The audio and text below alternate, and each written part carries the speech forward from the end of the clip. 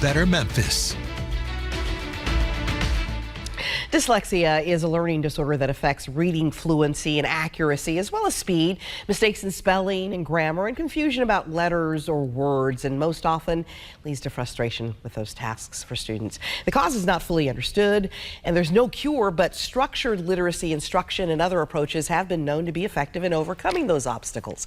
And joining us by Zoom to talk about how Memphis Shelby County Schools plan to increase dyslexia support is ChalkBeat reporter Bri Hatch. Welcome back, Bri. Hi, thank you for having me. First, how many students in this district are affected by dyslexia?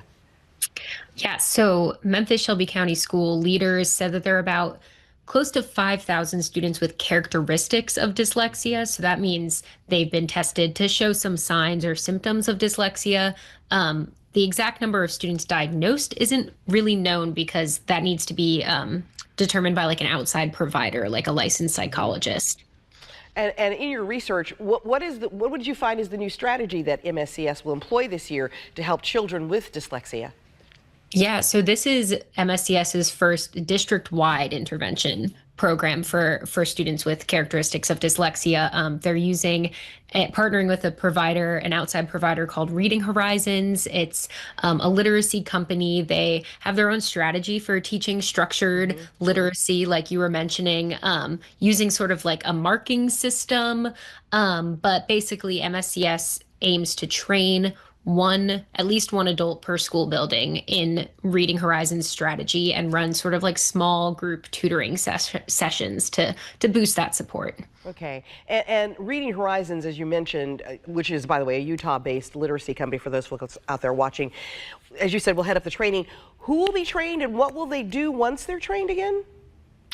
It's not entirely clear who will be trained specifically, but MSCS leaders say they want one school staff member per school building to be trained in this curriculum, and they'll run like intervention sessions, like small group tutoring sessions, basically, with students who are identified as struggling and needing the extra support.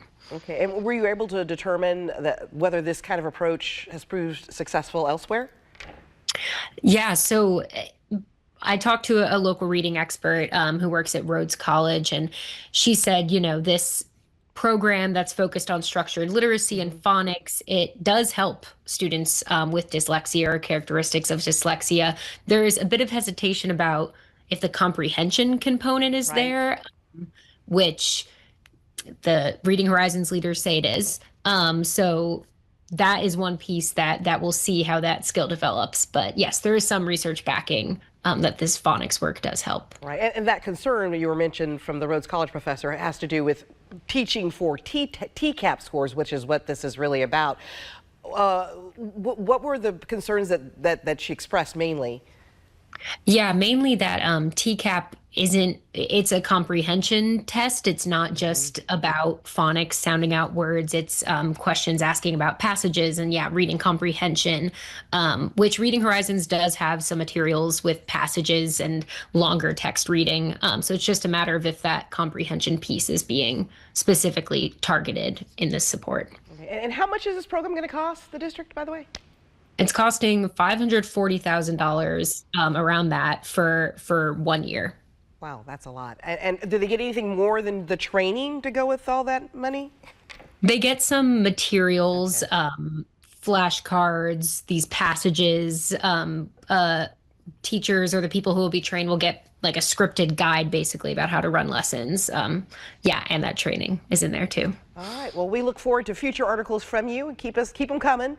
Bri Hatch with ChalkBeat. Thank you so much for joining us today. Really appreciate it. Thank you. Thank you. And you can go back and catch any interviews from A Better Memphis on actionnews5.com. Just click A Better Memphis in the bar at the top of our homepage. Here's what's coming up tomorrow. The Transportation and Mobility Director of Innovate Memphis will be here to discuss pedestrian safety.